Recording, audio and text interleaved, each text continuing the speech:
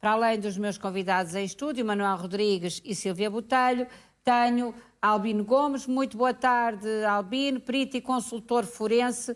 Muito obrigada pela sua presença. Albino, temos aqui um caso, para já ainda muito no início da investigação. A Polícia Judiciária acredita que estes homens podem ter sido mortos porque havia vários vestígios de sangue no local, num determinado local. O que é preciso, enfim, ser identificado para que se avalie que de facto houve uma morte? Olá, boa tarde, Maia, e ao Manuel e à Sílvia.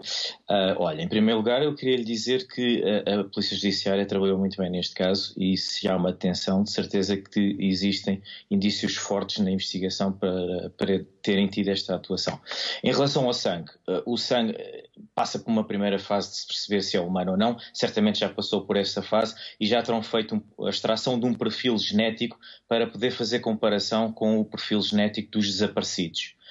E aqui consegue-se fazer esta avaliação, que é se o sangue que foi encontrado pertence a um humano e se pertence aos desaparecidos ou não.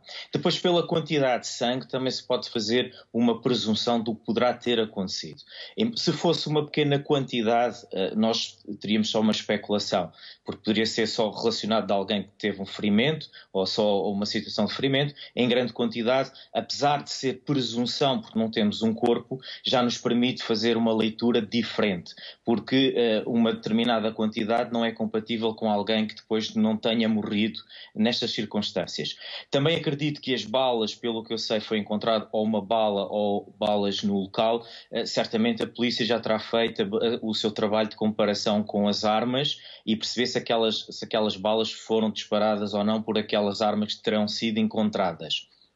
Em relação ao corpo, Maia, diria que os corpos são os que vão falar, vão contar o que é que se passou, vão contar a causa de morte, se é que eles vão ser encontrados, e, por exemplo, se os corpos foram atirados por uma falésia ou por uma zona de queda, consegue-se perceber com essa autópsia várias informações. Por exemplo, se essas lesões são lesões por queda, se essas lesões foram produzidas com a vítima ainda viva ou não, se essas lesões têm nexo de causalidade direto com a causa de morte e se, por exemplo, a morte foi provocada por uma arma de fogo, até o corpo, agora estamos a falar há 11 dias, já é corpos que estarão em estado avançado de decomposição, ainda assim uma morte provocada por armas de fogo, é possível fazer a leitura, nem que fossem em esqueletos, consegue-se atribuir essa causa de morte traumática, o que é essencial também para a investigação.